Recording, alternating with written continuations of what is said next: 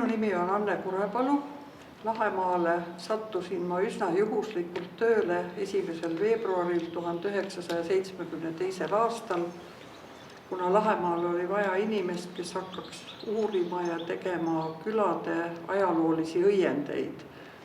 Minu elukohaks sai Altja küla ja Uustalu, natukene üle 100 aasta vanune rehielamu, millest kujunes omamoodi rahvuspargi selline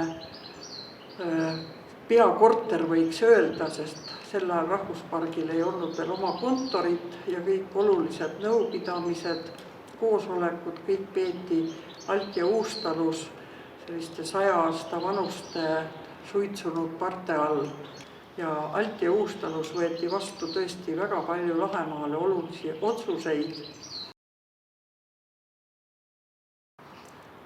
Uustalust algas peale Altja küla taastamine, sest külast olid ära kadunud väga olulised objektid ühe rannaküla jaoks.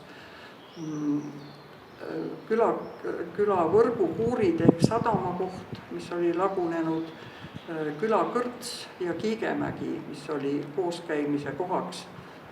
Ja külarahvale väga oluline koht oli see, et Lahemaa otsustas taastada võrgukuurid Neemele.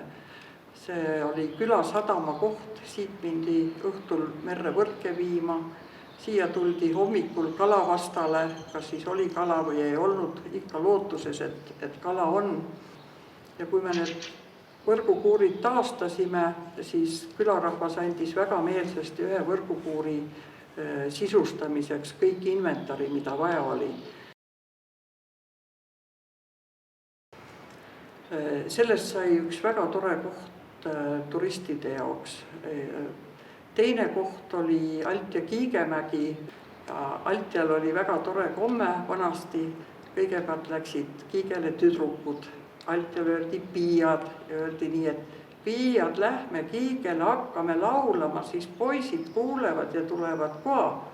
Ja natukese aja pärast tulid siis poisid, kellel oli ees loetsmoorikumängija, nagu seal öeldi, ja juhulad läksid käima. Juhula oli siis soome keeles on juhla, Altjal kasutati sõna juhula.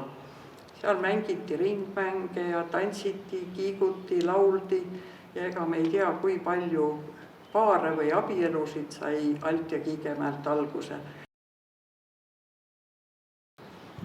Ja kolmas väga oluline objekt oli loomulikult külakõrts, sest vanasti ikka, kes kala ostma tuli või müüma midagi, need ikka leidsid öömaja kõrtsis, seal söödi, seal räägiti juttu ja õhtul tuli ka külarahvas kuulama, et mida need võõrad siis räägivad ja mis uudiseid mujal on. Palmses hakkasid tööd peale 1972. aastal, aga ehitusmaleva rühm hakkas taastama Palmse pargi teid ja jaotuski siis see rühm niimoodi, et tüdrukud raiusid sõna otseses mõttes labidaga ja tihti ka kirvest kasutades sellest umbe kasvanud pargist välja neid vanu pargiteid, mille kohta oli vana kaart olemas.